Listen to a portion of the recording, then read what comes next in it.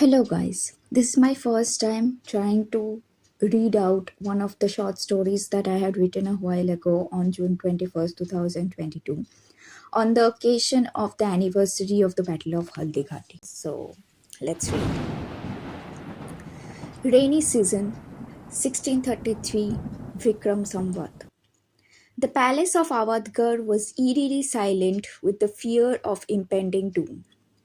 Nobody spoke of it, but everyone was aware of it in their own silences and gloomy exchanges. The unspoken, uncertain future was here in reality now. She had never felt this unsure before when he had been at war. Something was just not right that day. What was happening? How could she know? Was it the weather that made her feel suffocated? The sun, too, had failed to illuminate the room even when it was already an hour into the day. The clouds above Avadkar were whirling grey, much like the state of a restless mind. These were signs of impending rain over the Aravallis. She had known these signs ever since the first time she had stepped into Kumbhalgarh. The rains looked beautiful over the green forest land and forts back home, as well as at her native place. But then the rain looked a different kind of beautiful over the palace and the Jharokhas of Chittorgarh. When she was married there, it was raining that day when her fate was sealed with the vermilion he had dragged over her hairline. The rains always made her feel at home. It gave her a sense of belonging. Like the warm embrace of her mother, it engulfed her in unfamiliar surrounding with an aroma of petrichor that gave a familiar feeling to her vagabond soul. Perhaps it was her way of coping with the constant moving. Did she ever have a place called home? She remembered his promise that day when they had faced defeat at Chittorgarh. No more Johars Ajbante, I promise. His eyes were fiery. She was always so proud of his determination. But what could become of her if he didn't return? What could become of the people of Mewar? Shuddering at her own thoughts, she shook her head firmly. The goddess of knowledge resides in our minds and our mouths, Ajbante, her mother always said. She can hear our thoughts and grant them all, saying Tathastu. Scared of the same, her hand trembled a little while lighting the lamp at the feet of the Lord. Whatever she thought of a little while ago could become the truth. She had to control her fears and win them over like her mind was her battlefield. She sat staring at the flickering lamp at the foot of the stone cold statue of the Lord. How she wished those eyes staring back at her kindly could speak reassuring words back to her, answer her prayers. The sound of anklets at her threshold made her compose herself. Being his queen demanded her bravery. Being the Maharani of Mewar demanded her command. It all came with a price. The price that once ripped her of her innocence and now her human demand of being scared for the man she loved. She had to be fearless and the queen to his people first. She half glanced over her shoulder at the woman who had arrived and bowed. Her face looked grim. Was it bad news? With great difficulty, she lifted herself up from the stone cold floor. Something heavy in her chest seemed to have tied her down to the floor. She nodded at the woman to speak.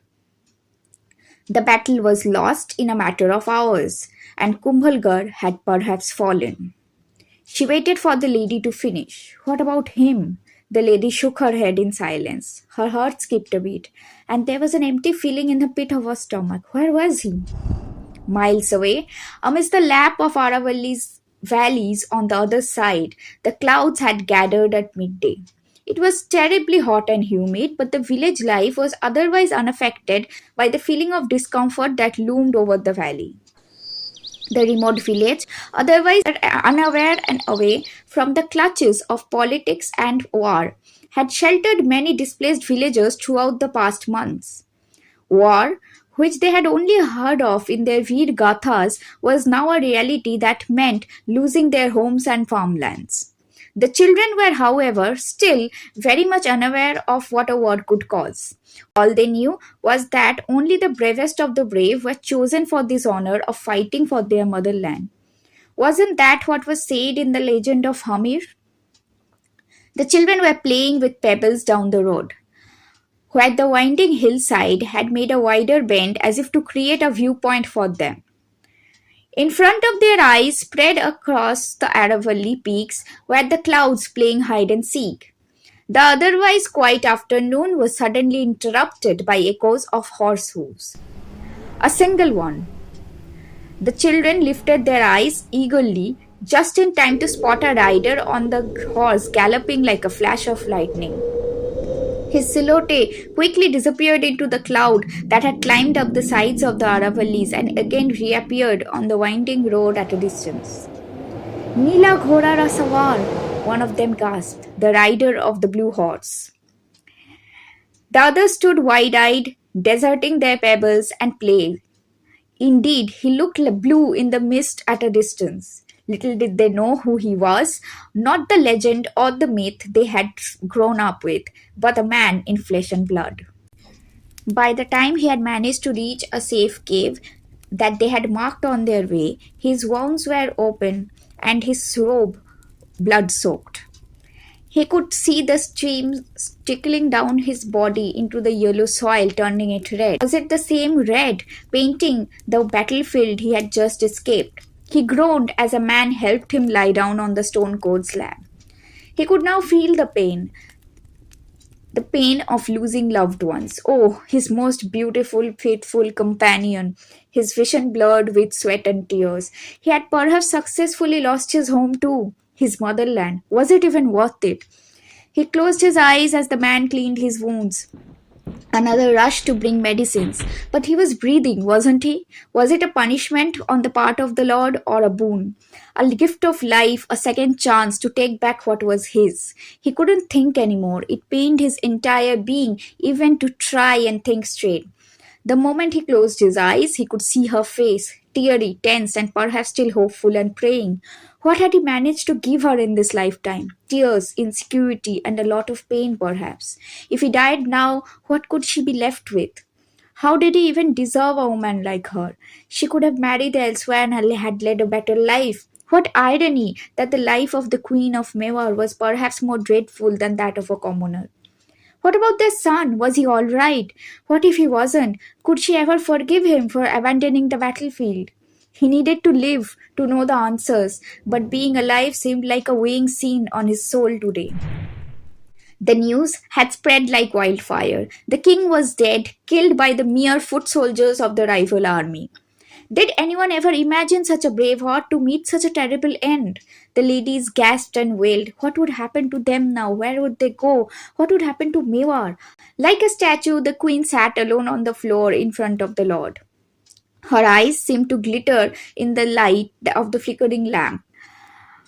Yet, not a tear could be seen in her eyes. Did she not believe he could meet such a simple end, or was she too numb to feel anything?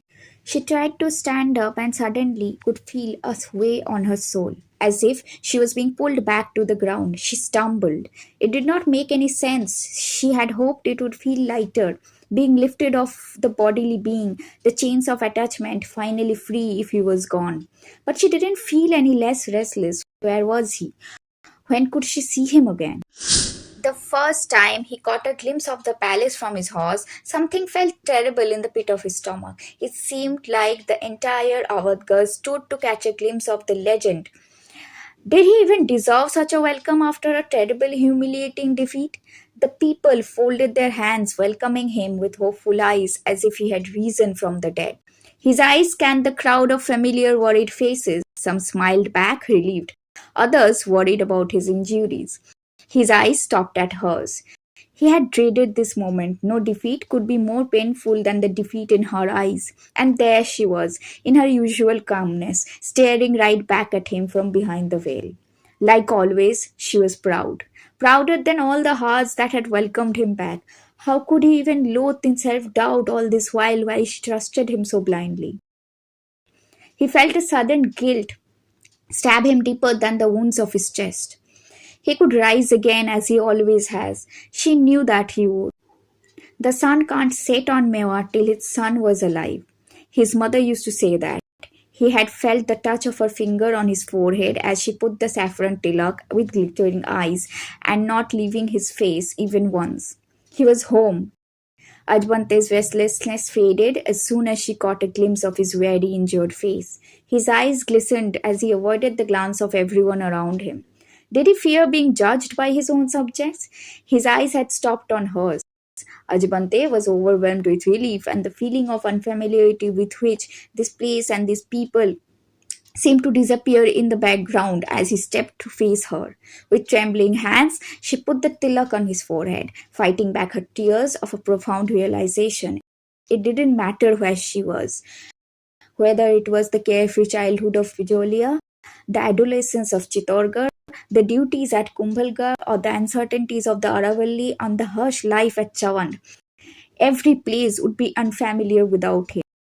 The home she sought was always in him.